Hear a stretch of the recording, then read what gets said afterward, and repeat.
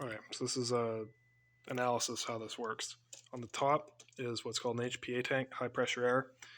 This is rated for 3000 psi. This indicator on the regulator tells us this regulator is supposed to put out 160 psi, but it only puts out 50, which is why I can only use half the tank. It only runs till about 1500. If this regulator would put a bit more, we'd be fine. This is just the on-off valve and the output to it. I'm currently hooked it up to the air compressor because it's easier to test. This is a pressure regulator, currently set at 50 psi. That's a good running condition for it. It likes that. This supply air is on a switch, which turns it off and on. It splits onto two. One of the splits goes to the pressure side of the pilot air actuated solenoid. The other one goes to the pressure side of a pneumatic limit switch. This system is used because this pneumatic limit switch is very low actuation force. I can actuate it with my finger very lightly. And the cam here can actuate it easily. Then this switch here goes to a pilot air control, which moves a physical valve inside it up and down. It is spring return. That is what changes the pressure direction. So on the other side here is a piston. This is a needle valve which controls the flow rate, not flow pressure, which allows me to adjust the idle RPM. And you see the two valves, or two lines that go in here. Basically, it goes out and then in, out and in, and out and in. And then that goes to this mechanism in the center, which is a crankshaft. This works the same as an internal combustion engine in a car, except that it's using a valve with pneumatic air, pressurized air. So I'm not sure if I can get a good video of this cam operating. But you can see it right there. And as I rotate this, you can see that's the switch moving up on that cam. And then I can rotate it past, and you'll hear it click as it falls down. I can do that again. There's up. And there's that click down. And then that cam, you can see the lobe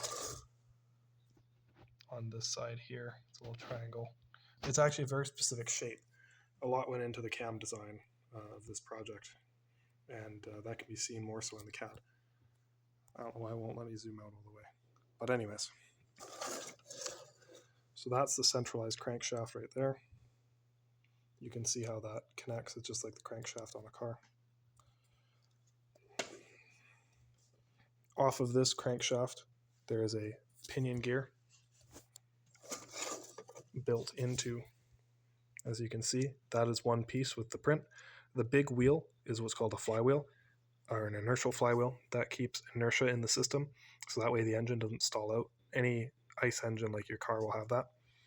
You have a 8-tooth pinion, which goes to a 57, 56, 55, I don't know, some number. It makes a 1 to 5.875 ratio off of this.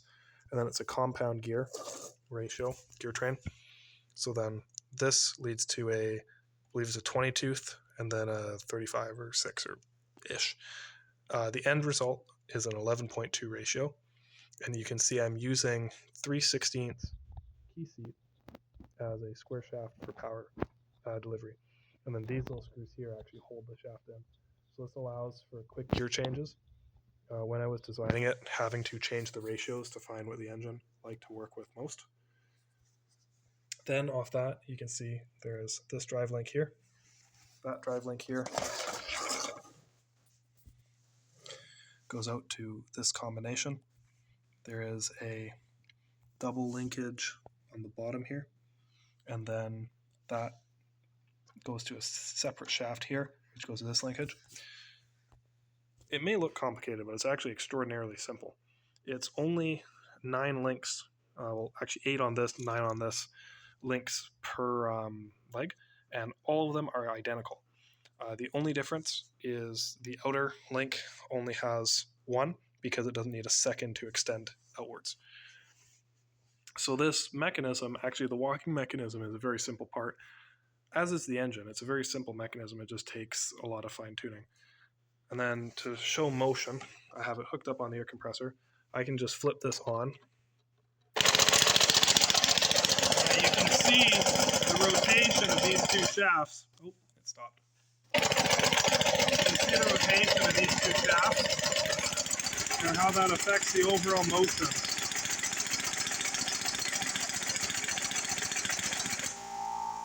You can also see on the inside, I will try and get an angle such that you can see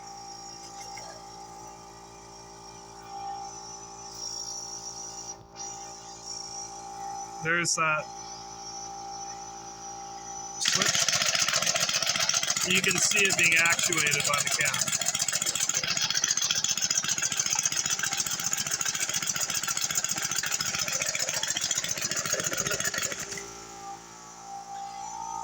The final note, I'll turn this off, is the elegance of this mechanism is that you'll notice when the robot walks, at no point does the robot go up and down. These legs, you'll notice, are in line with each other. It's designed such that the body in the center, which is the heavy part, never moves up and down, because moving that up and down is simply a waste of force. We want all of our force to be propelling the robot forward. So because of that, if I set it down and I have it walk, I'll turn this back on.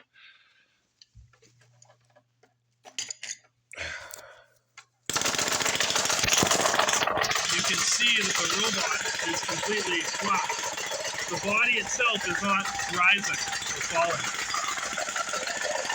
The robot remains flat and the wheels step.